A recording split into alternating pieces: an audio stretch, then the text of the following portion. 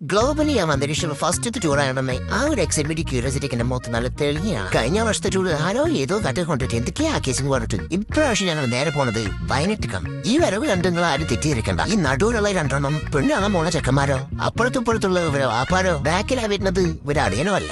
കുറെ നേരത്തിനൊന്ന് തിന്നാ കിട്ടത് പെട്ടെന്ന് പൊള്ളാട്ടുണ്ടെന്ന് പറഞ്ഞപ്പോ കാണുന്ന സന്തോഷമുണ്ട്. മുഖത്തൊരു 15 കാണണമെന്ന് വെച്ചാൽ 10 വയസ്സിന്റെ കുറവുണ്ടോന്നിട്ട് ആരും പറ്റിച്ചു വേണ്ടി പോകത്തിന്. എന്നാൽ മൂപ്പരെക്കാട്ടി 5 വയസ്സ് കൂടുതലുള്ള യുവമാർക്കില്ല എത്ര ചാടാ. ഇവന്റെ നാളെ കണ്ട ഈ കോന മുട്ട അടുക്കൽ പോവാണ്.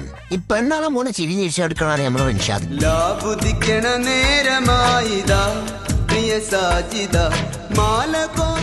പിന്നെ ഇതാണ് നമ്മളെ ജവാദ്. പണിനോടുള്ള ആത്മാർത്ഥത കാരണം ഞങ്ങളെ വണ്ടി പെട്രോൾ പമ്പിൽ എണ്ണടിക്കാൻ നിർത്തിയപ്പോ അവിടുത്തെ ബാത്റൂമിൽ പോയിട്ട് അവിടുത്തെ പാറ്റയും ബക്കറ്റ് എടുത്ത് വണ്ടി കഴുകാൻ വരെ ജവാദ് നോക്കിയിരുന്നു. അത്രക്കുണ്ട് നമ്മളെ ജവാദിന്റെ ആത്മാർത്ഥത. 2 പോരാട്ടമായ കൂത്തിരിക്കുകയാണെങ്കിൽ ഈ ചെങ്ങായിന്റെ തളവലം നിൽക്കുമല്ലോ എന്ന് എല്ലാവരും വിചാരിച്ചിരുന്നത്.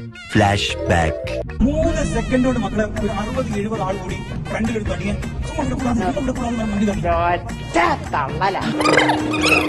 എന്താ ഷൈട്ട് പറഞ്ഞു ഒന്നും മനസ്സിലായില്ല, പക്ഷെ കാണിക്കണ്ട.